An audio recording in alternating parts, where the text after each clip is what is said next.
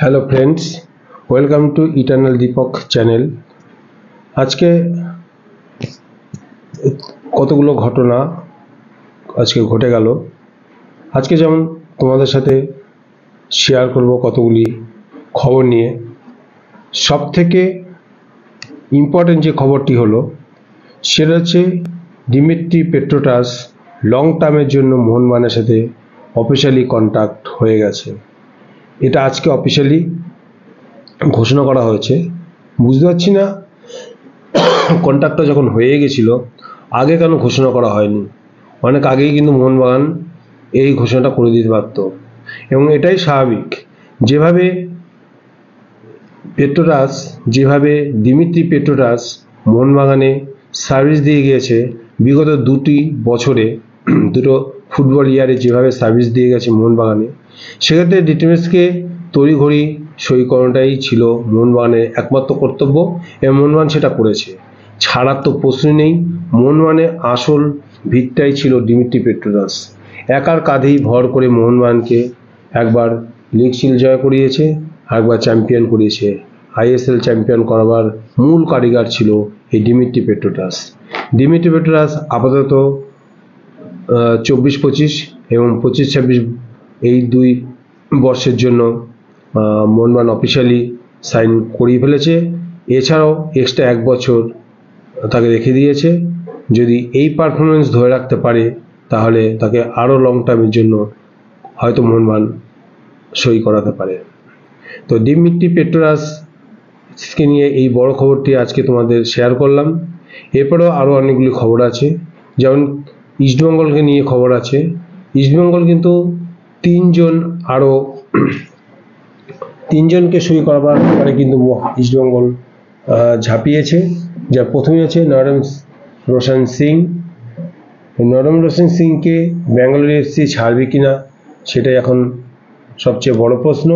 কিন্তু ইস্টবেঙ্গলের সাথে রোশন সিংয়ের সঙ্গে কথা অনেক দূর এগিয়েছে।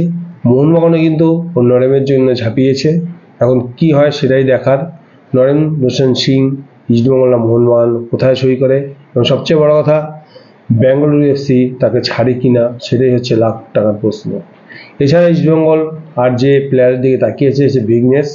কালকে অর্থাৎ 2রা জুলাই পিএসসিতে মিটিং আছে এবং ভিগনেসের কেসটা নিয়ে আলোচনা হবে এবং ধরা যাচ্ছে ভিগনেস কিন্তু এই কেসে অবশ্যই তার ফেভারি যাবে। তার কারণ ভিগনেসের এই মুহূর্তে পেমেন্ট লেস অবস্থায় আছে এবং ভিগনেসকে কোনোভাবেই কিন্তু ওই হায়দ্রাবাদ এফসি বাঁচাতে পারবে না। সুতরাং ইস্টবেঙ্গলের সই করা শুধু সময়ের অপেক্ষা। ভিগনেস কিন্তু ইস্টবেঙ্গলেই সই করছে, এটা প্রায় পাকা। আর রাহুল কেপি ইস্টবেঙ্গল এর জন্য ঝাঁপিয়েছে। রাহুল কেপিকেও কিন্তু ইস্টবেঙ্গল সই করাতে পারে। কেরল এফসিতে তেমন একটা গত বছরে তেমন একটা পারফরমেন্স ছিল না, তবুও সিনিয়র প্লেয়ার হিসেবে ইস্টবেঙ্গল কিন্তু এই কেপি সিংকে সই করাতে বদ্ধপরিকর। তো দেখা যাক কি হয়।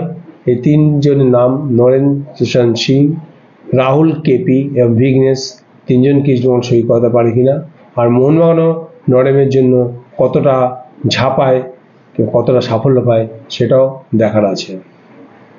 আর একটা বিষয় নিয়ে আজকে তোমাদের সাথে আলোচনা করব, সেটা হচ্ছে আগামীকাল। বিষয়টা নিয়ে আলোচনা করার কিছুই নেই। আগামীকাল 2রা আগস্ট কি হতে চলেছে না, পিএসসিতে মোহনবাগান এবং আনোয়ার সিংকে নিয়ে আলোচনা হবে এবং কালকেই হয়তো সিদ্ধান্ত হতেও পারে আবার নাও হতে পারে। মোহনবাগান তার সপক্ষে কারণ দেখিয়েছে এবং আনোয়ার সিং তার সপক্ষে কারণ দেখিয়েছে। দুটো নিয়েই কালকে আলোচনা হবে এবং কেস কার পক্ষে যায়, কার ফেভারে যায় সেটা কালকে দেখা যাবে। কোনো কারণে যদি কেস মোহনবাগানের বিপক্ষে যায় তাহলে মোহনবাগানকে হয়তো বেশ মোটা ধরনের পেনাল্টি দিতে হতে পারে। আর যদি আনোয়ার সিংয়ের বিপক্ষে যায় তো যেটা শোনা যাচ্ছে, জানি না, সেটা বিভিন্ন মহল থেকে শোনা যাচ্ছে যে 6 মাস অবধি তাকে ব্যান করা হতে পারে। কোনো খেলা, আন্তর্জাতিক কোনো খেলা কিন্তু সে খেলতে পারবে না এবং প্র্যাকটিসও করতে পারবে না। সুতরাং এটা খুবই একটা খারাপ খবর হবে আনোয়ার সিং এর জন্য। আমরা চাই না কোনো একজন প্লেয়ারের কেরিয়ার নষ্ট হয়ে যাক, এমন একটা কিছু ঘটুক যাতে মোহনবাগানেরও কোনো সমস্যা না হয় এবং আনোয়ার আলীরও কোনো সমস্যা না হয়, সেই ধরনের কোনো একটা রায় দিলেই ফুটবলের মঙ্গল বা আমাদের মঙ্গল। তো দেখা যাক কালকে আনোয়ার সিং নিয়ে কি সিদ্ধান্ত নেয় পিএসসি কমিটি, এটাই একমাত্র আমাদের নজরে থাকবে। আর সর্বশেষে বলি, মোহনবাগান গতকাল কিন্তু একটা ভালো ম্যাচ জিতেছে, অর্থাৎ টালিগঞ্জ অগ্রগামীর সাথে 5-1 গোলে জয়লাভ করেছে। এই জয়ের সোহেল হচ্ছে এই জয়ের নায়ক। সোহেল ভাট অসাধারণ খেলেছে এবং হ্যাটট্রিক করেছে। তো এই প্লেয়ারটি কিন্তু মোহনবাগানের একজন স্তম্ভ হতে পারে। এবং আর একটা কথা না বলি না, সেটা হচ্ছে থাপা কিন্তু মোহনবাগানে প্র্যাকটিস করলো এবং থাপা কিন্তু 7 নম্বর জার্সি ছেড়ে 6 নম্বর জার্সি পরে দিল। এখন সবাই প্রশ্ন করতে পারো বা তোমাদের কোয়ারি থাকতেই পারে, কেন 7 নম্বর জার্সি ছাড়লো? তো 7 নম্বর জার্সি কে পরবে? থাপাকে কি 7 নম্বর জার্সি ছাড়তে বাধ্য করানো হলো? যা শোনা যাচ্ছে এক্ষেত্রে কিছুটা সুপারস্টিশন কাজ করেছে। থাপার মনে হয়েছে গত বছর সেই লেভেলে সে খেলতে পারেনি, তার কারণ হচ্ছে 7 নম্বর জার্সি, সেই কারণেই হয়তো সে 6 নম্বর জার্সি বেছে নিয়েছে।